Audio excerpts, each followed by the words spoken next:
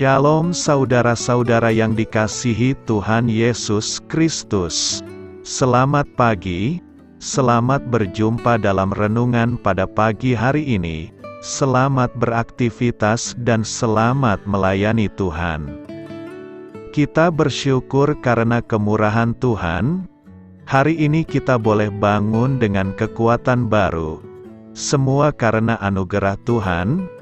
Saat ini sebelum kita mendengarkan renungan firman Tuhan, marilah sama-sama kita berdoa. Bapa kami yang di sorga, Bapa dalam nama Tuhan Yesus Kristus, Tuhan dan Allah kami yang baik, kami bersyukur untuk berkat kemurahan-Mu, di sepanjang malam Tuhan sudah lindungi kami, dan pagi ini kami boleh ada sebagaimana kami adanya. Semua karena berkat kemurahan Tuhan. Saat ini kami mau mendengarkan sabda firman-Mu. Jamah hati kami Tuhan, berikan pengertian yang baru, untuk kami memahami firman-Mu dan taat melakukan kehendak-Mu. Dalam nama Tuhan Yesus, kami berdoa. Haleluya. Amin. Saudara yang terkasih, ayat pembacaan Alkitab kita hari ini terambil dari Pengkhotbah 3 ayat 1. Lalu dilanjutkan dengan Pengkhotbah 3 ayat 14. Untuk segala sesuatu ada masanya, untuk apapun di bawah langit ada waktunya. Aku tahu bahwa segala sesuatu yang dilakukan Allah akan tetap ada untuk selamanya.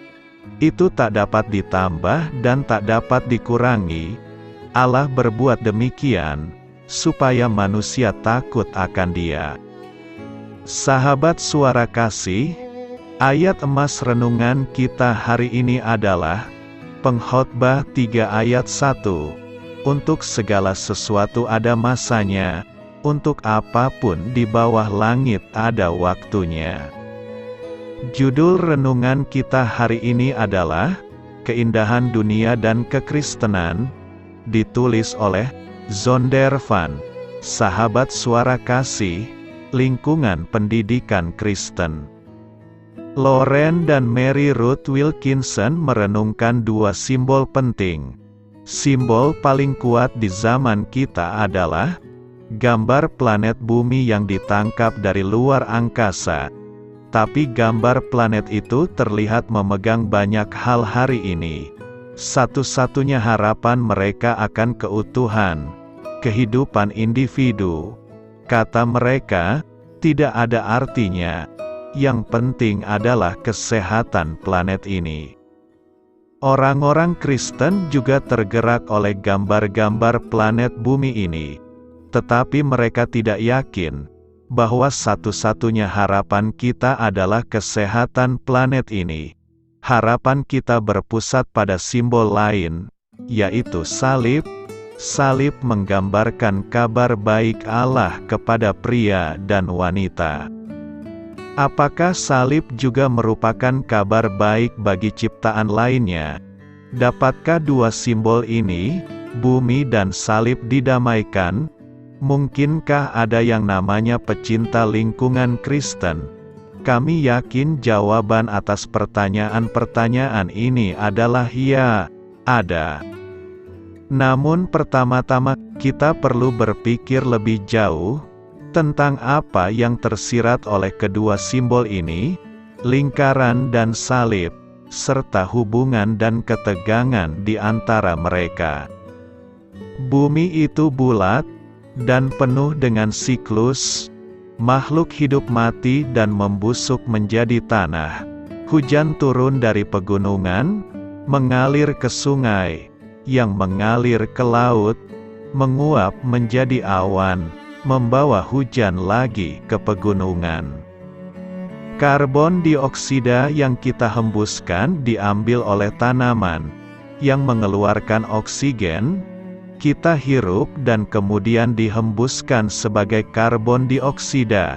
Untuk semua siklus ini, lingkaran adalah simbol yang baik. Pemikiran Kristen berpusat pada salib, Secara geometris, salib adalah perpotongan dua garis lurus, horizontal dan vertikal. Alih-alih satu garis, berputar lagi dan lagi dalam lingkaran, orang Kristen melihat bahwa bumi tidak abadi. Untuk garis lain memotong kita dari luar, salib mengacu pada tempat di mana perspektif Allah telah berpotongan paling jelas dengan perspektif kita.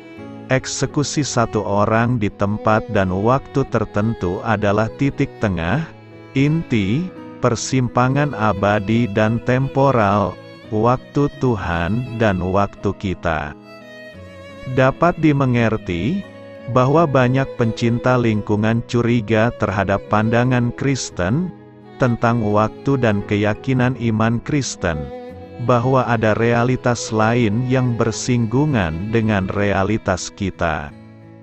Mereka mengatakan bahwa hal itu telah membuat orang Kristen menjadi dunia lain, mengabaikan kebutuhan bumi, terlalu mungkin untuk menggunakan bumi hanya sebagai latar belakang drama manusia tentang keselamatan kekal.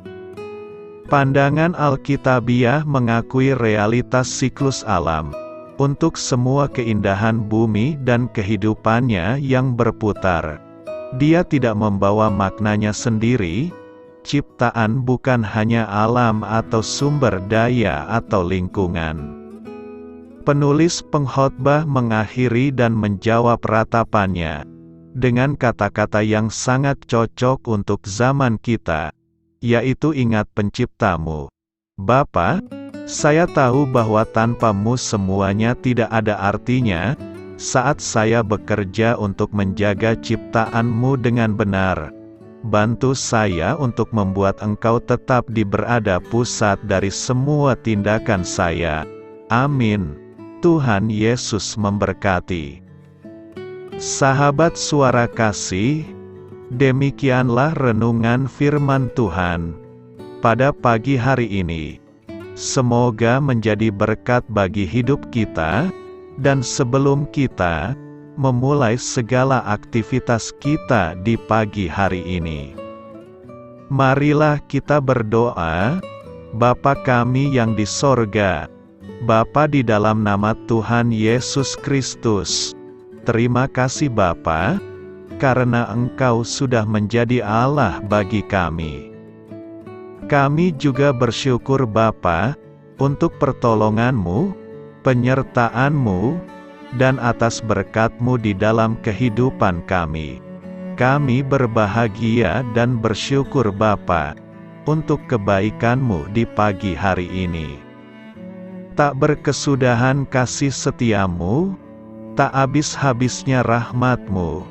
Selalu baru setiap pagi, besar kesetiaan-Mu di dalam hidup kami. Terima kasih untuk firman-Mu. Pada pagi hari ini ya Bapa, kami mau belajar dan terus belajar tentang firman-Mu.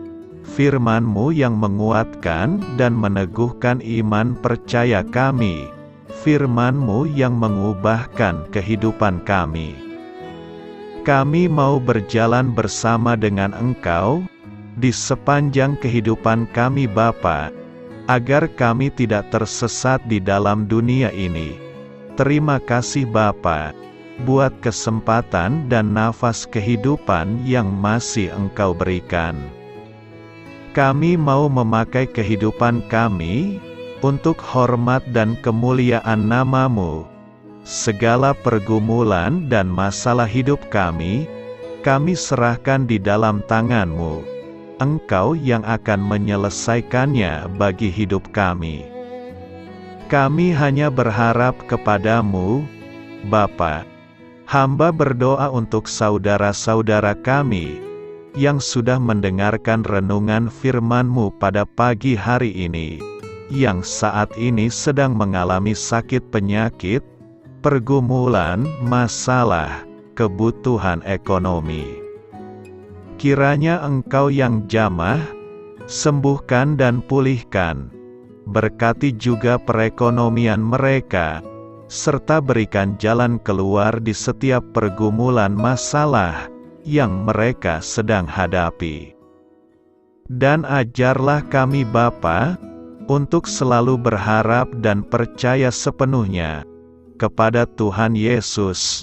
Kiranya Engkau yang terus memberkati kehidupan kami, keluarga kami, dan sanak saudara kami, daerah tempat tinggal kami, bangsa dan negara kami, pemerintah-pemerintah kami, biarlah semuanya dalam perlindungan-Mu Bapa, dan jadilah sesuai dengan kehendak-Mu yang terbaik di dalam kehidupan kami. Dan pada pagi hari ini ya Bapa, kami mau berterima kasih buat perlindungan-Mu di sepanjang malam yang telah kami lewati. Pagi hari ini, kami akan memulai aktivitas kami sebagaimana mestinya. Kami yakin dan percaya, perlindungan-Mu tetap ada di dalam hidup kami, dan juga di sepanjang hari yang akan kami lewati ini. Terima kasih Bapa. Inilah yang menjadi doa dan permohonan kami. Dalam nama Tuhan Yesus Kristus, kami berdoa. Amin.